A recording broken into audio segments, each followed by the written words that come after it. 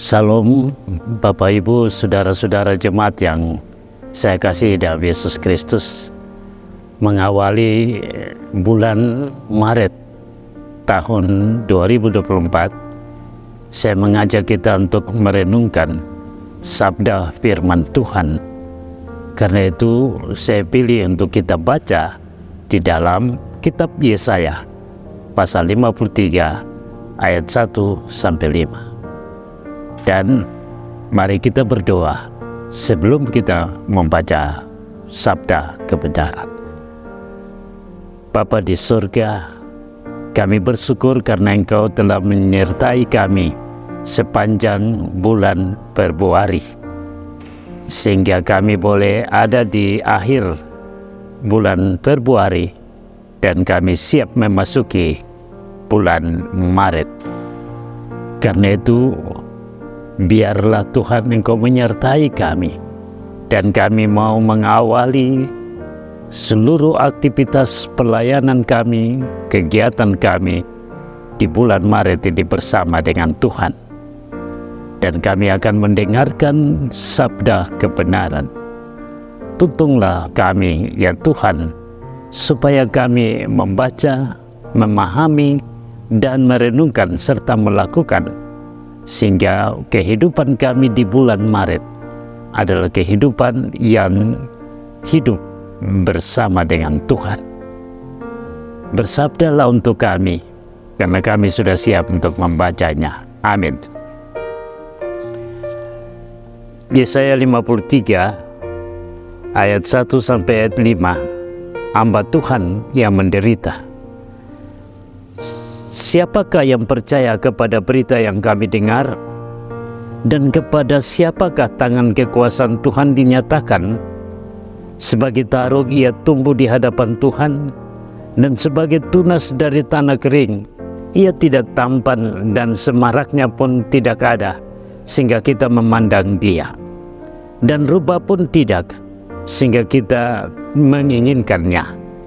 Ia dihina dan dihindari orang, seorang yang penuh kesengsaraan dan yang biasa menderita kesakitan.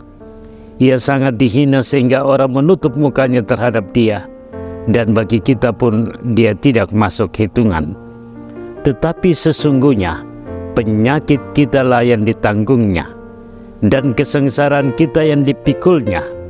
Padahal kita mengira dia kena tulah, dipukul dan ditindas Allah.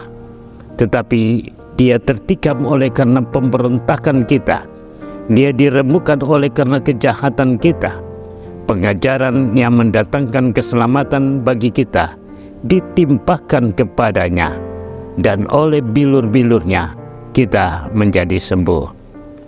Bapak Ibu yang saya kasih dalam Yesus Kristus, memasuki bulan Maret ini, kita akan ada di minggu-minggu sengsara, dan kita juga akan memperingati kematian Tuhan Yesus, serta kita juga memperingati hari Paskah, kebangkitan Tuhan Yesus Kristus. Nah, karena itu memasuki bulan Maret ini saya mengajak kita untuk mari kita merenungkan tentang penderitaan Yesus Kristus yang sudah dinubuatkan oleh Nabi Yesaya. Dan dalam pembacaan kita, di situ kita lihat ada ratusan tahun, 700-an antara kitab Yesaya dan Perjanjian Baru. Ada sekitar 7 abad yang lebih, di mana berita nubuatan tentang Yesus Kristus itu sudah disampaikan di dalam Perjanjian Lama, khususnya di dalam kitab Yesaya. Dan pembacaan kita hari ini atau memasuki bulan Maret ini, yaitu di dalam Yesaya 53 ayat 1 sampai 5. Dalam pembacaan ini merupakan satu nyanyian hamba Tuhan yang menderita. yang mengungkapkan tentang pengorbanan sang hamba Tuhan. Dan di sini kita memahami tindakan Allah berinkarnasi untuk menyelamatkan manusia.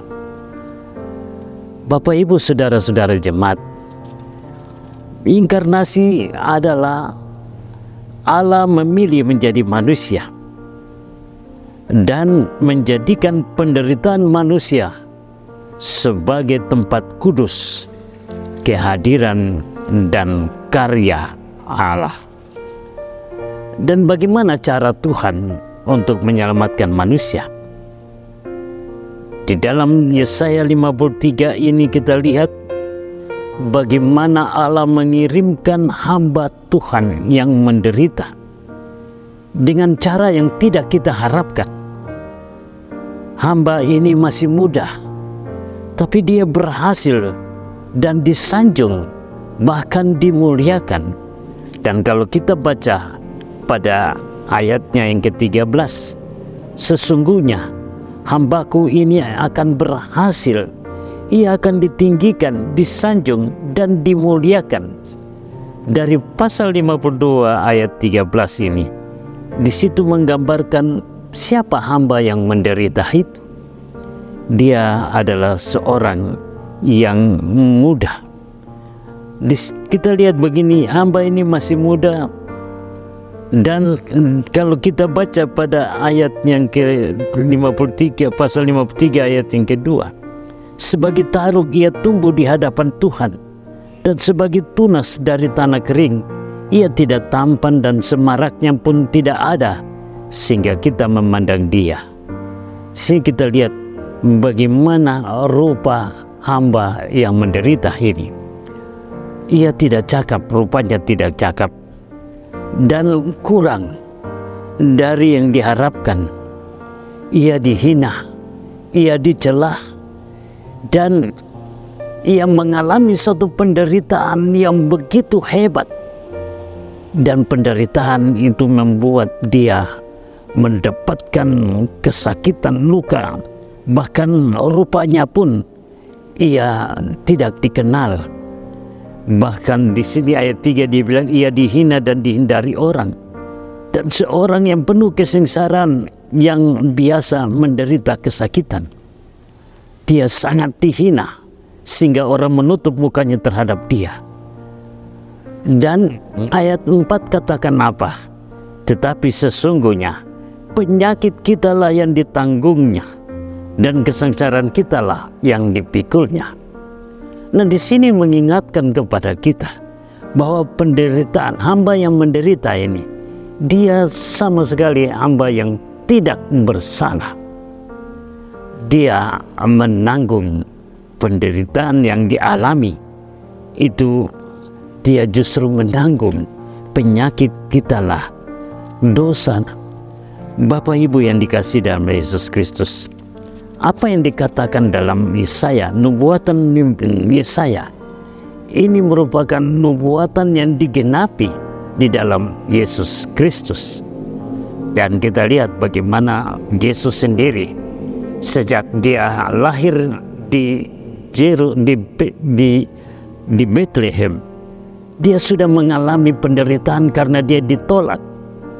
Dia tidak diakui sebagai seorang Mesias.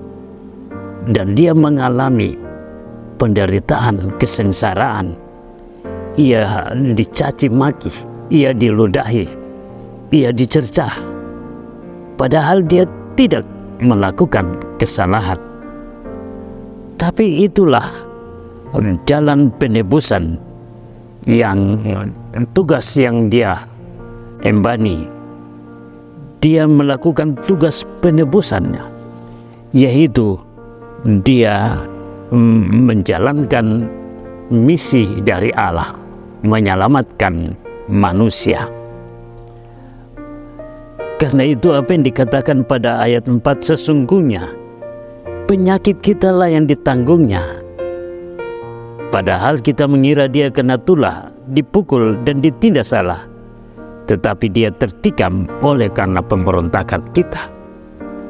Artinya bahwa penderitaan yang dialami oleh Yesus Kristus bukanlah penderitaan yang memang dia disebut bersalah. Dia tidak bersalah. Kita lihat bagaimana Pilatus, dia berusaha menghindar karena dia temui bahwa tidak ada kesalahan yang dia dapati di dalam Yesus Kristus. Tapi orang banyak berteriak dan membuat Pilatus tidak bisa berbuat banyak sebagai pemimpin saat itu. Tapi itulah jalan kesengsaraan yang harus dialami oleh Yesus Kristus.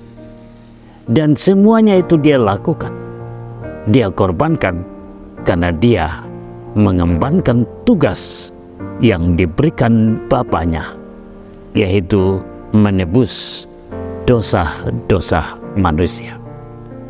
Karena itu memasuki bulan Maret ini, saya juga mengajak jemaat, mari kita menyadari di minggu-minggu sengsara ini, kita menyadari bahwa kesengsaraan yang dialami oleh Yesus Kristus itu adalah karena dosa kita, karena pelanggaran kita yang dia tanggung di kayu salib.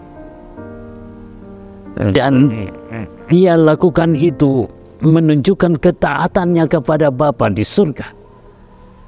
Sehingga di dalam penderitaan, di sini kita lihat bahwa penderitaan manusia Tuhan Yesus itu dijadikan tempat kudus, tempat di mana kita memahami rencana kehendak Bapa atau karya Allah di dalam Yesus Kristus. Penderitaan itu menyadarkan kita bahwa kitalah yang harus ditanggung atau dibinasakan, dihukum. Tetapi Yesus menanggung semuanya itu supaya kita diselamatkan. Nah, karena itu di bulan Maret ini, mari kita terus sebagai orang percaya, mari kita jalani hidup ini dengan terus menunjukkan ketaatan kita sebagai orang-orang percaya, sebagai anak-anak Tuhan. Walaupun barangkali kita mengalami penderitaan, tetapi kita diingatkan bahwa penderitaan yang kita alami itu tidak seberapa berat ketimbang yang kita lihat penderitaan yang dialami oleh Yesus Kristus. Tapi penderitaan yang diberikan kepada kita juga mengajak kita supaya kita bisa kuat. Kita bisa menjalani hidup ini terus berharap kepada Tuhan, meminta pertolongan Tuhan, maka Tuhan akan mampukan kita. Sehingga penderitaan, persoalan, masalah yang kita hadapi itu bisa teratasi. Karena kita tahu Tuhan ada membela kita. Nah, karena itu sebagai hamba-hamba Tuhan di dalam kehidupan berjemaat, bergereja, sebagai anak-anak Tuhan dan sebagai gereja Tuhan, mari kita menjalani kehidupan di bulan Maret ini dengan terus berpengharapan kepada Yesus Kristus. Kita sungguh-sungguh datang kepada Tuhan, sebab hanya Tuhan saja yang bisa menebus kehidupan kita yang salah, yang berdosa. Itu Dia putihkan dan Dia selamatkan kita dari segala pelanggaran atau hukuman kita. Dan mari kita sebagai hamba Tuhan, sebagai gereja, kita juga menjalani hidup ini sebagai anak-anak Tuhan yang setia. Penderitaan yang dialami Yesus itu merupakan tempat kudus untuk kita memahami panggilan atau karya Allah dalam kehidupan Yesus Kristus. Tuhan Yesus memberkati kita semua. Salam.